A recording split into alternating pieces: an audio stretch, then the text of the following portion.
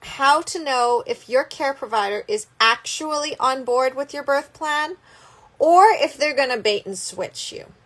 So this little ninja move I call getting your care provider or potential care provider to tell on themselves. This is also something that I picked up and optimized when I was getting out of a really toxic relationship. It's what I use in dating as well. Like this is versatile. So even after you have your baby, this move will help you figure out if the teacher that you have hired for your kids or the tutor is going to tell on themselves and show their true colors. Same with daycares. If you happen to go and hire somebody for counseling, if you have left your previous partner and you're going on a date with a new guy and you want to know if he's actually too good to be true and he's going to end up being a jerk like your ex, this is how you do it. Because the truth is we're all human first and experts second. So even though your care provider has all of this experience and they happen to know more than you, in theory, they're still human. They still have all of the same human insecurities. They still have all the human crazies. And they will tell on themselves if you know how to do this. Okay? So, the quick backstory of how I learned this, first of all, is that I have a phrase that I use that I tell my clients. And I'm going to tell you what it is because I believe that information needs to be accessible. And if you want to know more, you can always go and get my book, Your Empowered Birth. It lays out the entire framework of how I get my clients to have their beautiful empowered births. I don't work with everyone. So as I'm continuing to work on more projects in my life and spend more time with my kids, I really wanted to get that information out there. The link's in the bio, by the way, if you want to go and check out that book. Because at the end of the day, I only have so many slots. So one of my rules that I'm now implementing is that if you want to work with me one-to-one, you're going to have to read my book first. So that's rule number one. I'm going to point out, like point blank, if you don't have that foundation, it's not going to work. Because what I really do is I optimize your chances of even more success when it comes to having an empowered birth. Because you can have a typical natural birth using this method, but when you really optimize and you really know how to get your care providers to tell on themselves, and when you also happen to understand their unique personality, and then you have someone who can see maybe what you're not seeing, like in example, in my personal life, I did not know that my partner was gaslighting me for years. I didn't know that what he was doing was actually undermining me. I didn't know that it was control. I was like, no, he's nice. He gives me things. It's no control. It was control. He is getting better, but we're all human. We all have things that we need to heal. Your care provider is no different. They are human. They have seen traumas. They have had that medical training. Fish can't see water. So your care provider may not even be aware that they have a bias, but they have a bias. And because they're in the medical profession, they also happen to have a bias against natural birth, whether they see it or not. Even doulas are guilty of this. If we have been trained to only see birth a certain way, where it has to unfold a certain way, and then we're also seeing through the lens of our culture and our society and what the expectations are, we may have fears come up. We may also recognize that, oh, the last time this happened, my client had this, so now I've got to fix and save this particular client. 2 different birth stories. May not be the same outcome. May not even be what you're expecting. But the fact is that we still have these biases. So how do you get them to tell on themselves? Here's the secret, okay? You go into that first appointment or your second appointment or your third appointment, whenever you are with your care provider, and you say to them, without justifying it, without trying to back it up with evidence, without asking their opinion, you say to them something as an example. I plan to have optimized cord clamping, which means that I don't want you to touch the cord until it turns white, at which point I will ask you to clamp it and we can cut it then. But until then, I don't want the cord touched. Like, this is what I'm standing for. How are you going to support me in that? Note how I said that. So let's break that down, okay? What did I really do? First of all, by saying it that way, you've said, I've made a decision. This is what I'm standing for. This is what I want. This is what I plan to have as long as everything goes exactly the way I want. If something happens and I need to change my plan, I've got my backup plan. But for now, this is what we're focused on. Optimized cord clamping. Don't touch the cord until it's white. I'll tell you when it's time to cut it. You're putting yourself in the position of the authority. You're the one who's saying, this is my body, this is my birth, this is my baby, this is my experience. I'm hiring you to support that. By asking, how are you going to support me in that, you're also doing another thing. This is the ninja move. You're going to see how they're going to deal with what you've just told them.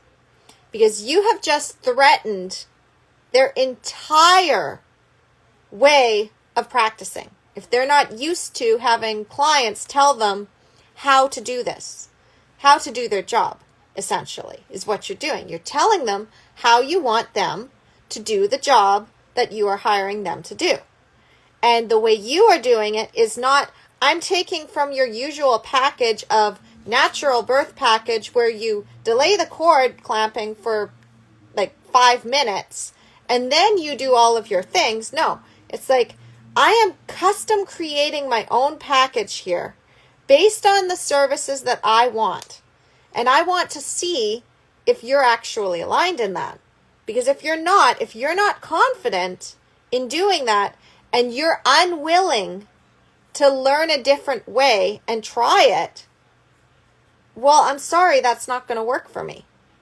Because there's a difference between, I'm not confident, I've never done this before, I need some guidance here, versus, I've never done this before, I'm not confident, I've always done it this way. How dare you tell me that I should do it any other way than what I am used to doing? I'm the expert, not you, and I'm going to tell you how this is going to go, and if you don't go on my schedule, well, then I'm just going to call you a bad mom. I'm going to tell you that you're making a mistake. I'm going to try to scare you.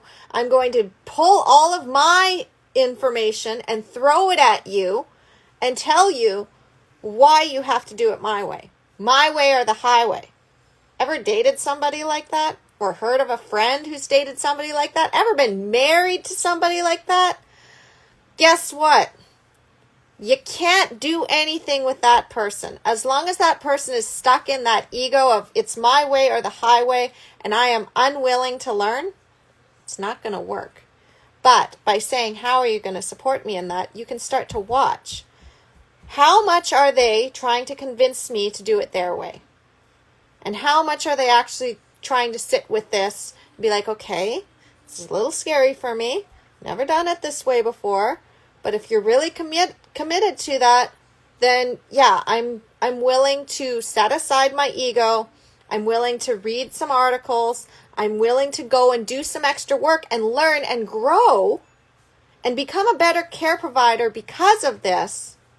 Because this is something you're committed to, and it actually is important to me that you have a good experience. It's important to me that you have that experience of, you know, I don't have any regrets. I'm not upset with you for how you treated me in my birth. Because that's another thing. They're scared of getting sued. So they have this idea that, well, what if something goes wrong? Then you're going to sue me because I didn't tell you this scary thing.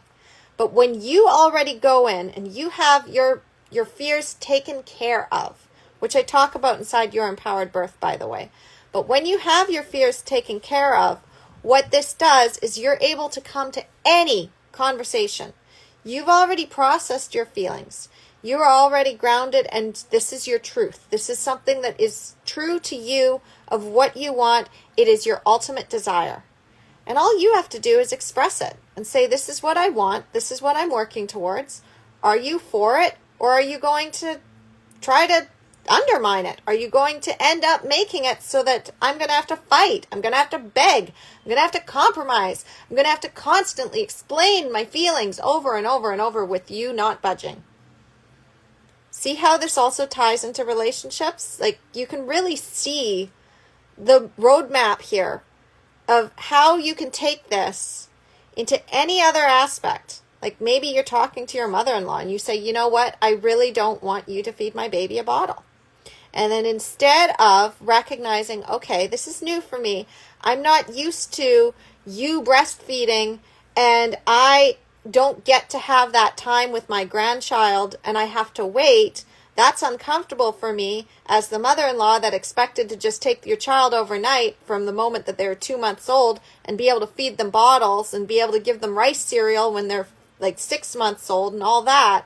Like, that's the way I did it, and I raised my kid, and they turned out fine. So now you're threatening me. Like, this is the same thing with your care provider. Okay, I've always done an episiotomy. Nobody's ever complained before. I always induce every single mom. Nobody's complained before. I'm very hands-on, because if I'm not hands-on, something bad will happen. I don't know what, because I've never ever done it the other way, but I don't know how to do it. And then they have to get through that. So the true thing, again, your phrase, your magic phrase is, I want this. I'm committed to this. How are you supporting me in that? Whatever it is. I plan to decline this test. How are you going to support me in that? What possibilities do we have as alternatives to this test? Or what are some possible things that I need to watch out for if I need to change my mind and take this test at a later date, but right now I'm not doing it? I plan not to induce my labor. I'm planning to go into spontaneous labor. What are things I need to watch out for as I approach 43, 44 weeks to make me make that decision to keep going with my pregnancy versus actually calling in some support? That's what I want. I'm not inducing. Yeah, I hear all the scary statistics that you're trying to throw out to me, but I just want to know for myself, what are things I need to look out for? Because I'm not doing this thing. I'm not doing this thing. Same with the C-section. I'm not having a repeat C-section. Yeah, I get it. You're scared of uterine rupture. What are things I need to look out for? How are you going to support me? It's that simple. All right, so that's all I have for you today. Thank you so much for watching. And if you are finding value in these videos, make sure you're liking, you're sharing, telling other people about this channel. Make sure you're also saving these if you really find a lot of value and you want to go back and watch them again, because there's so many times that I go on Instagram and I forget to save something and I'm like, what was that thing I wanted to show my friend and I can't find it? Or what was that thing I needed to hear again? Because repetition is key in learning this. And if you forget to save it, you forget to comment, you forget to interact, it's gone. It's gone. That's just the way the news feed works.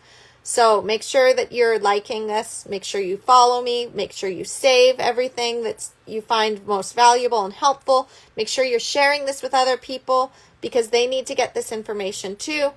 And if you want, like I'm telling you, everything that you need to know about getting the birth you want without having to fight, beg, or compromise is now inside my book, Your Empowered Birth, which is available on Amazon. Go to the link in the bio or go to empoweringmomsbirth.com/book to learn more. And I'll see you soon. Bye.